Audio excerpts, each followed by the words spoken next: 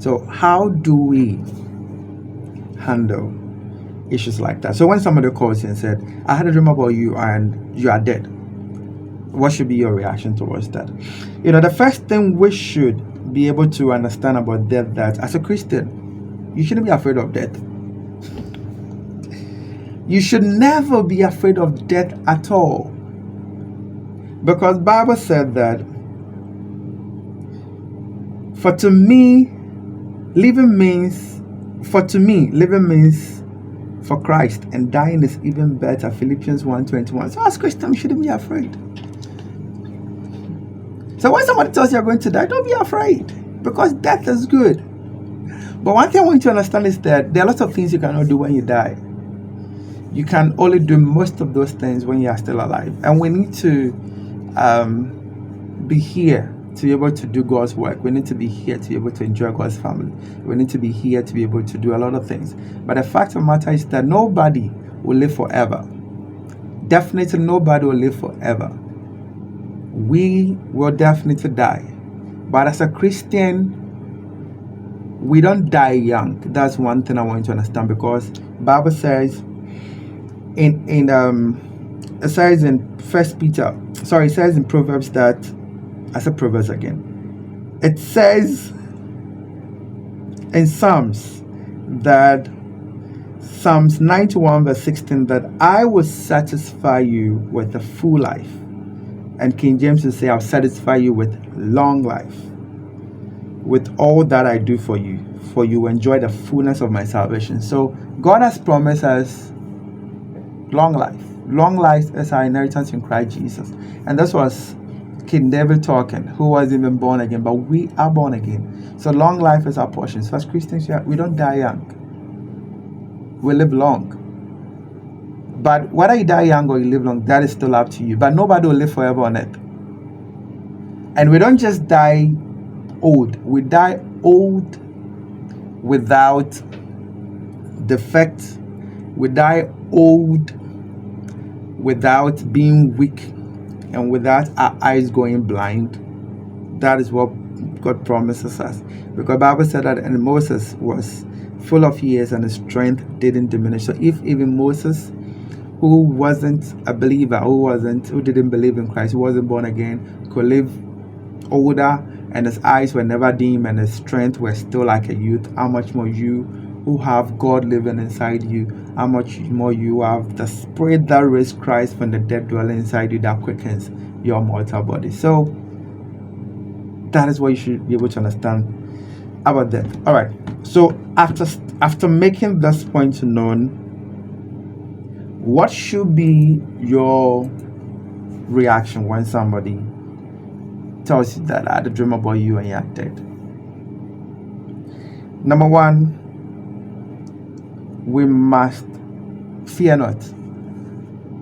We must fear not. We must fear not, because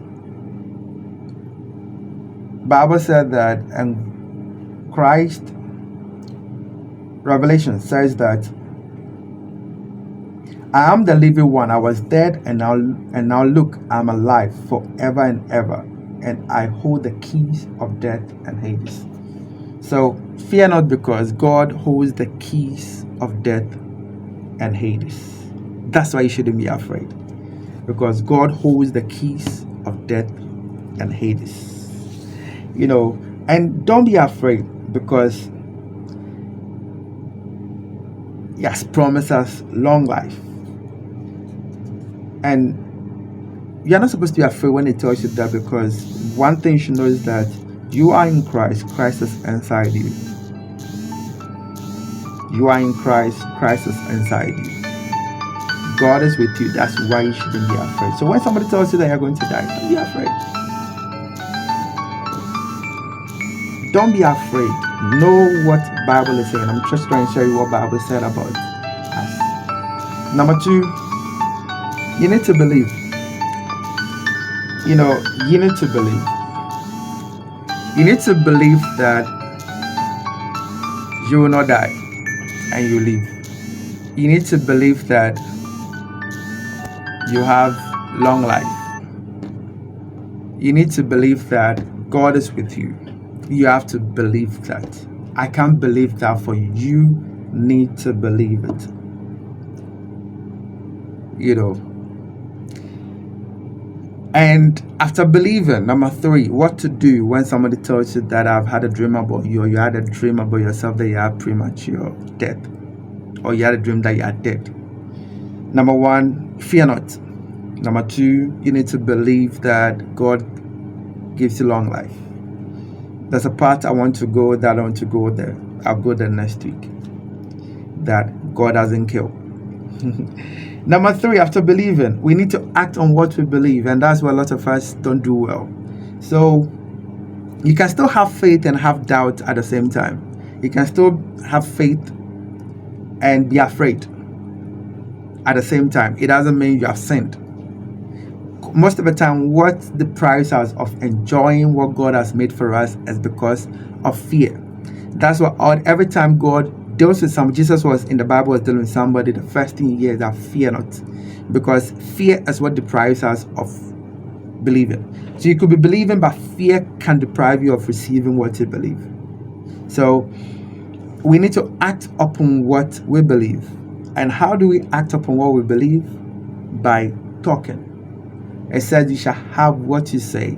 Mark 11:23. Whoever says to this mountain, be removed and be cast into the sea, and does not doubt in his heart, but believe that the things he says will be done, he will have whatever he say. So what you have is what you say. So you're supposed to say what you believe and believe in what you say.